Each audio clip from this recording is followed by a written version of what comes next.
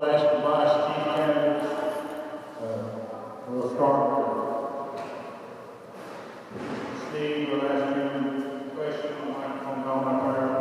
It should be ready.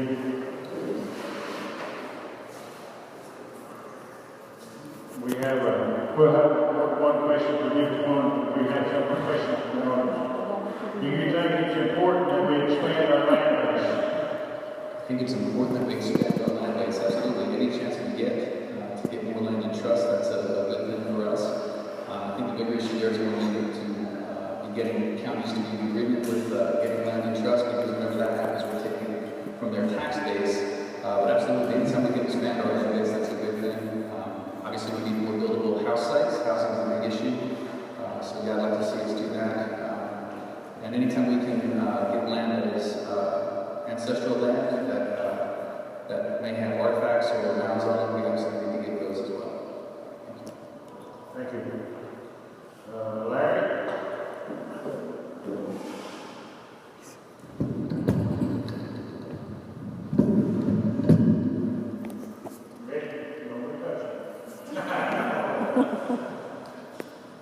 How are you going to strengthen our local workforce? How will we strengthen our local workforce? I'm sorry, there's an echo in here that's pretty bad. I think the question is how to strengthen local workforce. Yes. Okay. Well, I think things start with education. The work programs certainly that we have through the education department are one way to strengthen it. I think Terra and what they've been able to do with individual business owners, as well as having a Terra bank of employees, is important. We know there's skills out there that people have, and we've talked about creating, if you will, training programs for plumbers and training programs for electricians.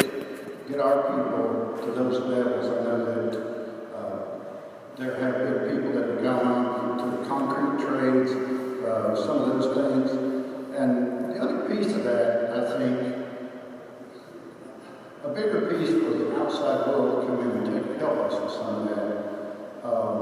And I'm well aware of the contract opportunities in Oak Ridge, and well aware of the contract opportunities in Huntsville, Alabama. Those companies, Lockheed, whether it's Martin Marietta, whoever it could be, in conversations I've had with them, they're willing for our people to go there as a journeyman, if you will, get that training, because they're looking for native workforce people. And so I think that those type of relationships are important. Certainly, strengthening I think some are work programs that we could implement, and I've thought about this through just the natural resource side of things and what we have available and need to do in our tribal reserve. I think we can create workforce opportunities for people that are good, skilled people that necessarily aren't doing jobs for cutting trees and planting trees, but I'm a portion of a trade. And certainly over the many years I was there, we utilized our people. We've got a tremendous need for firefighters across America. I mean, those things through the natural resource program can be enhanced. And we have natural people that love the outdoors, that I think would fit into some programs that we would have to create and we can try. So those are just the various ways to, I think, strengthen that group. Okay, thank you. We're going to go back to our nation. It's just been in work of the day. We're going to try to keep it moving, keep it short, so I think you boil up on it. Do you support medical marijuana as an agriculture? I'm not as tall as Larry. Medical marijuana, I can read this down. Sorry. Medical marijuana, it's an issue that we need to have a plan in place. That's coming sooner rather than later. So we need to be ahead of the curve on that one and not wait until it's legalized at the national level, whatever that plan's going to look like. As an agricultural crop, if we were to do that for the sole purpose of extracting the oil for seizure medicine, that would be something I would be in favor of. That would have to be a high privately controlled grow. We do have people such as Joey Allen, who's a big supporter and has done a lot of research on that. What I would not be in favor of is what we call, like what's happening in California, which is legalizing medical marijuana, which is kind of a joke, really. That's like, well, my back hurts, here's your card, you can go buy coffee. So I would not be in support of that. And I would also not be in support of legalizing it for recreational use, as they've done in Colorado. There's a lot of peripheral issues that have come out of that. Colorado is currently being sued by Kansas, Nebraska, and I think Oklahoma because of the fallout from that. So if the federal government were to change their the ruling for tribes, and let's talk about allowing native tribes to do medical grow, if the federal law changes, we would have to look into that. But until such a time, as it stands right now, it's still illegal federally, and so we have to abide by that. Thank you. Thank you. Larry, I'm going to give you something too. Do you support medical marijuana as a level of cultural piece for the tribe? Well, on the surface of marijuana, I mean, it's a drug, and I certainly am not going to support that. I think Richard touched on a couple of points that are very pertinent. The recreational use of marijuana certainly is a gateway drug. I mean, all the studies show that it leads to other opportunities, other levels of involvement with other drugs. And as it stands today, certainly it's illegal. You know, there's been conversations in the communities. I think there's a pro and a con out there. And certainly to me right now, the negatives outweigh the positives. I think it's one of those issues that has to be, I mean, it has to be well debated, well understood. But my personal view is no, I don't support it. Thank you.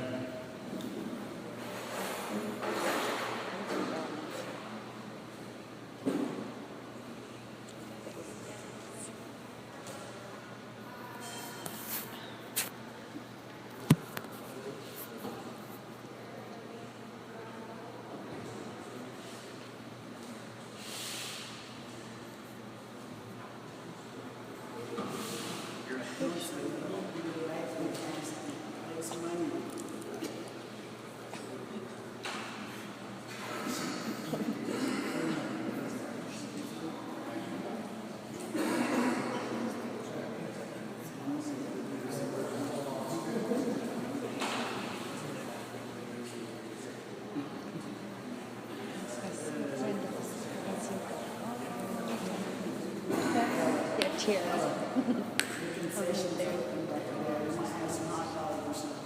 All right, next question will be for Richie.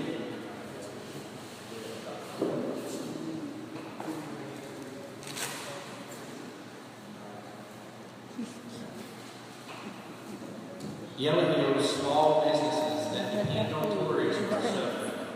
How would you help keep? How would you help make businesses better in our community? Entrepreneurship, business ownership is something I'm very familiar with. I ran my own company for many years, and I was an entrepreneurship instructor for many years as well. So that's something I'm very familiar with. We have to have an environment here that is conducive to business. So we could do things for our small business owners, like reduce the tax burden on them. We could give them a break on travel levy, as far as allowing them to, not on travel levy, but on lease, if they lease their building from the tribe, we could give them a break on a lease.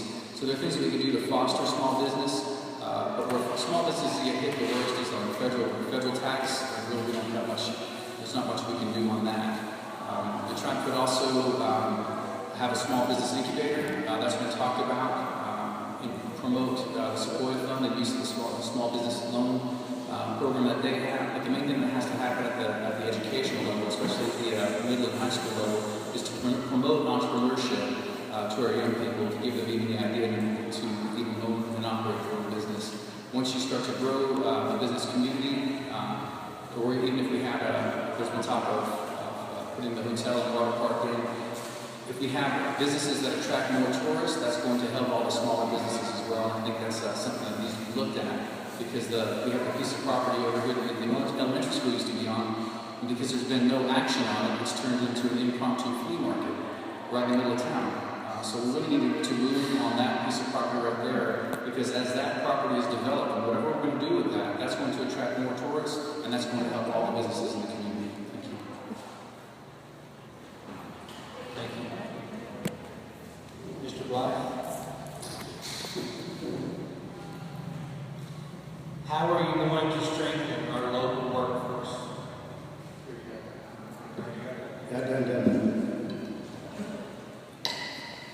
We already got that one. It's a great answer, I'll tell you.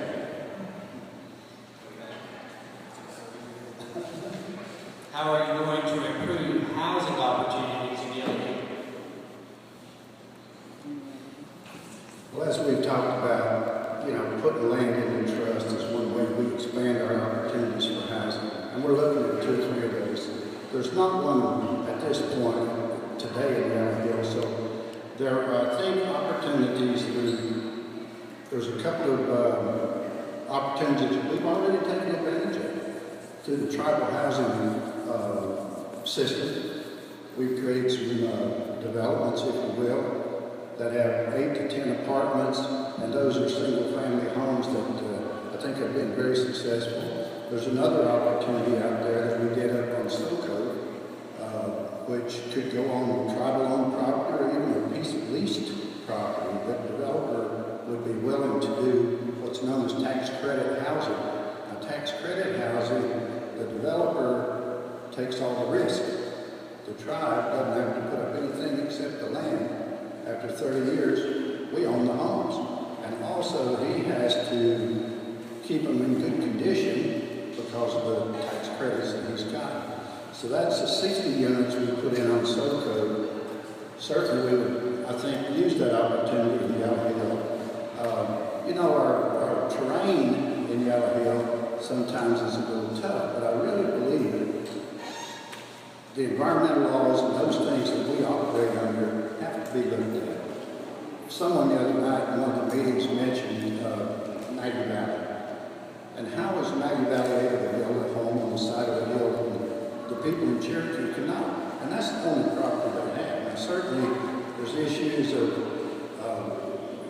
you sure don't want the land to slump off the hill. You want the roads to stay. You want it to be a stable area.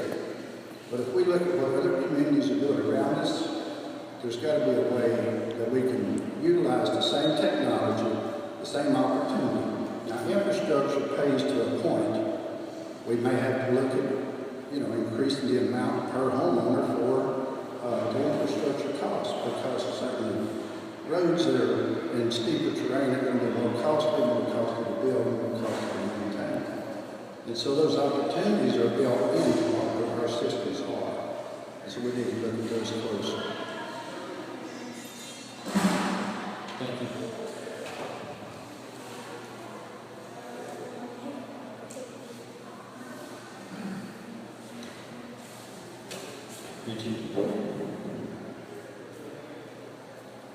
This question will be for both you and Larry. What makes you the better candidate without being negative? I like the last part, without being negative. Well, I think what makes me the better candidate is this private sector experience that I have. What we have right now is, I think, the starkest contrast between myself and Larry. And by the way, I love Larry. He's a great guy. Okay, so there's nothing personal between us. I think the starkest contrast, though, is private sector experience versus government experience. Government experience, we've got bureaucracy, we've got politics, we've got you scratch my back, I'll scratch yours, you take care of me, I'll take care of you. In the private sector, we have to produce. If you don't produce, you're out. And so, having owned my own business, having managed other people's businesses, I'm used to producing and getting results. And with that in mind, I bring that same level of passion and work ethic to this office. I think that's the starkest contrast. I have over 20 years of proven leadership experience through my time in the military, my time running my own business, pastoring a church for 14 plus years, National Teacher of the Year in 2013. So I bring a level of passion and energy to everything that I do, and I'm a person who gets results. And so I'm not okay with the status quo. I'm not okay with well, it's good enough. I'm not okay with small town politics. I don't do that. Everyone will be treated equally and fairly if I'm the vice chief. And I think that's the starkest contrast. It's the difference between politics and leadership. And it's the difference between government versus private sector. In the private sector, we have to produce. And I've done that for the last 20 years. Thank you. Thank you. Well, certainly I appreciate what Rich said. I consider Rich my friend. One of the things we talked about early days of the campaign is no one slinging those sort of things. So we've kept it, I think, to the facts of what we're about, and I appreciate that. And certainly we acknowledge that when we speak in different places. You know, we talk about the contrast. I have experience.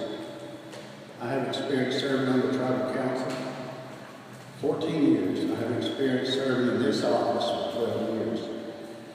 We can talk about bureaucracies and how they're cumbersome and why sometimes they don't move as fast as the private sector. Sometimes they don't get the same result as quickly as the private sector. That is the downfall of governments as a whole. My job in being as vice chief has been to work with the tribal council that I sat on for many years and work with the chief's office that I now have served in 12 years. You've got to be able to have the vision that's ahead of you. What does that mean for healthcare? What does that mean for housing? Those things. And you've got to know the systems that you're operating with. Nothing seems like in the tribe moves quickly. We do a lot of work to the committees. A lot of times the committees are taking it to the communities. A lot of times then when it comes back to council, they want more research. They want more data. They want more cost effectiveness, which is prudent. A business person certainly can move quicker if they've got the money in their pocket. As long as they get through the regulations and red tape, they can move fairly quickly. We as a tribe have to look at what benefits the most people at that moment in time. And sometimes you've got to work through, unfortunately, the politics that's involved. And that's where my experience and my leadership comes in. I'm able to deal with the tribal council. I'm able to work with them to try to get to those solutions that we're not just spinning our wheels in the water. Work with the chief's office, you know, with ideas, things that he may propose, whoever the new chief is going to be. There are going to be pitfalls that I can understand much better than Rich. He's never sat in that seat. He's never dealt with the tribal council. He's never had to vote on a law that impacts everybody in this reservation. I have. Sometimes I'm not very popular, but I tell you what, I do it with a good heart. I do it, I think, with what I think is the best benefit for the most people. I hope to get 100% cooperation on every idea I have. I'm realistic enough to know that's not going to happen. But we are going to continue to look ahead. And we're going to continue pushing ahead. Somebody's going to drive the bus. If that's me driving the bus, and I'm labeled a politician for doing that, so be it. But I'm also smart enough to know that if we work together with both branches of government, we can move this tribe forward immensely. And we've done it over the past 12 years. Look around. I mean, leaps and bounds this tribe has grown. The things, the programs we've implemented, the things that are out there that we all enjoy each and every day. And sometimes certainly we would say, let's get it done today. But certainly we have 12 people to work with and a chief and a budget that we're all down by. And so prioritization, division, and then getting her done, that's what I'm about. So that's the contrast, that's the difference. Thank you. Richie.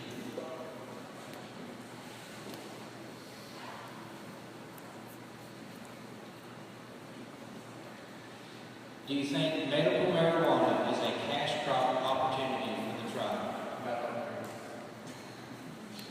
Tell me if you heard this before.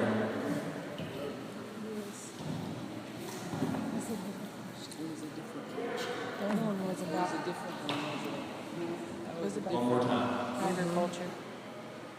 This is the cash. It's like the money. How do you plan to protect tribal sovereignty with recent Supreme Court decisions made on same-sex marriage? That's a good one. So same-sex marriage, big issue. The Supreme Court has ruled, and that the Tribal Council has ruled on that. And so I think what we're going to see happen on that is that if the tribe does not rescind the policy that it has, I think that we're going to see ourselves in trouble with some federal money, possibly with some grants. I think that the real issue of protection there is really not a tribal sovereignty issue as much as an individual rights issue.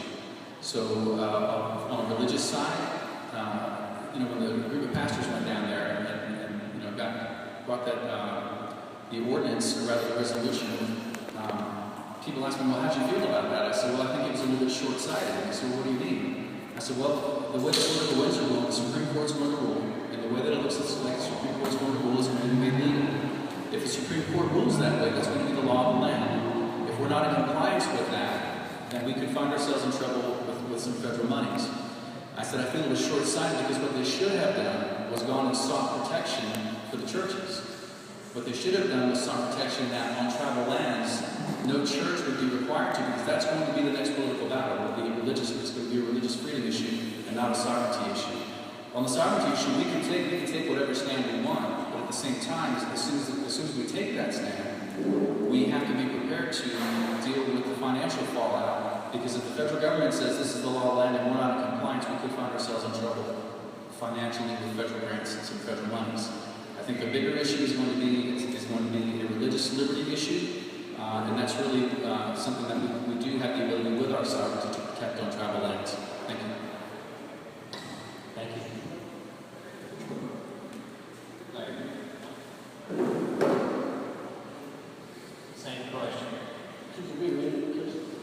How do you plan to protect tribal sovereignty with recent Supreme Court decisions made on same-sex marriage?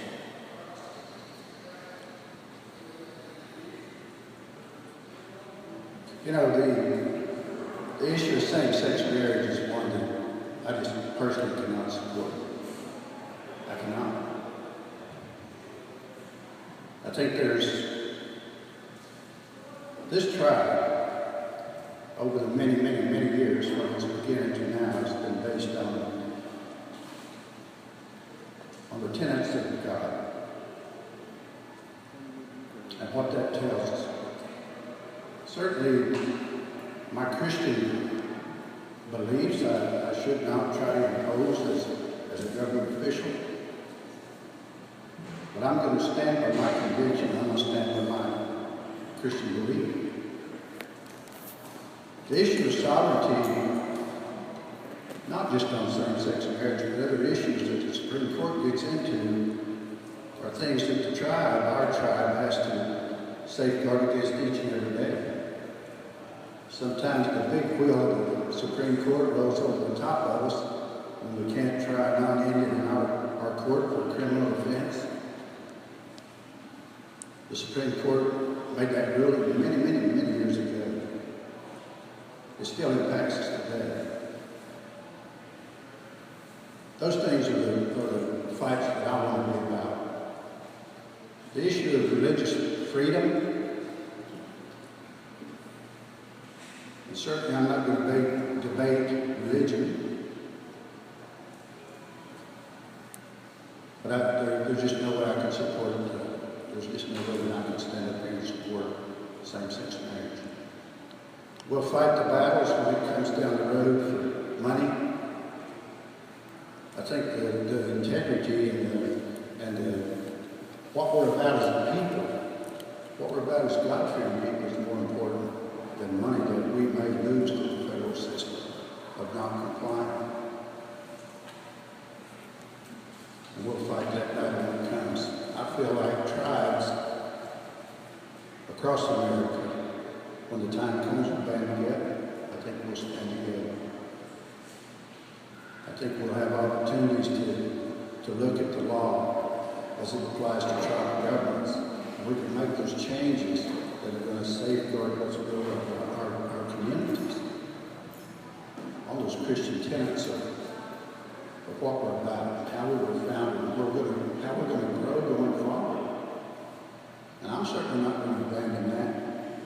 And I'm certainly going to hold fast to what my convictions are. So thank you. Larry, we got one more for both of us since Mr. Sneed went first last time. If you can go ahead and take this one.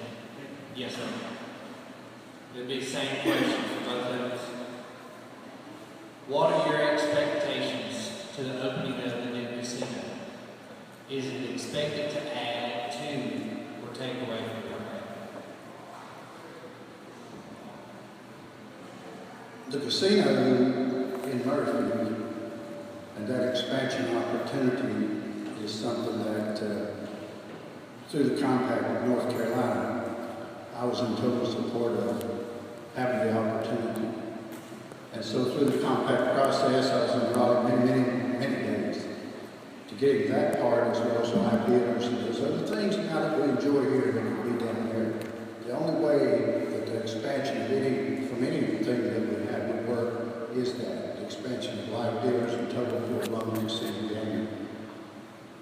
The reports, the analysis done by TCGE, done by the Harris Management Group, show that the casino in Murphy not only is going to provide jobs, opportunity, it's going to provide, I think, substantial revenue toward the per capita. Now, the half that comes to us, certainly to the membership, is what we're about. The other half that's going to go pay off that debt, that the analysis shows in 5 years that debt will be paid off. Our problem with the casino up here is that we can only expand and do so much there to help reduce that debt quicker. And certainly we know the longer you hold debt, the more tax you're going to pay, the more interest on the loan. The theory behind that is that once that casino pays off those revenues on that side, it'll reduce the debt. There's no other opportunity built into this system to do that. I'm apprehensive, certainly. It's a new venture, any new business opportunity we've got to grow, but we've seen with our operation here how the growth has been, how the revenue has been, how the job opportunities have been. All those things are going to be available at the casino in Murphy. So that's it. Thank you.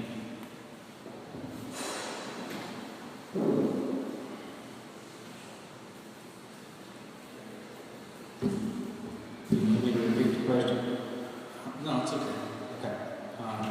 So I've got the data, and if you look at the numbers, it really depends on what plan we follow. We could feasibly take, there's one road we could take where we don't take any payout in per capita for the first couple of years. What that would do, that would allow us to then pay the loan off very quickly, like inside of 5 years. So for the first 2 years, there would be 0 paid into the per capita account. Now I know just even saying that, oh my gosh, we can't do that. But we have to think long term, and we have to look at the big picture. We can kind of bite the bullet for the first couple of years, and if you look at the data, then the first payment on year 3 is around $700 or $800. The next year after that, it jumps up to projections that have jumped to an additional $1,100 per year, and it just keeps going up exponentially because we're not paying interest and we're not paying on the mortgage, if you will, not paying the loan. If we don't do that, if we don't take the short-term pain and instead say, no, we want to start getting per capita right away, that's going to drag the loan repayment schedule out for years and years and years. And yes, we'll get a few $100s more in our per capita each year, but we'll end up paying just millions and millions of dollars in interest. So I think what we need to do is really think long-term on that one. Take the short-term hit, and I know that's not going to be popular, but this is what requires leadership, even with an unpopular decision. Because in year 3, 4, and 5, we're going to see an exponential increase in per capita payments with no debt hanging over our head. I think that's the route we really need to take. Thank you. Thank you.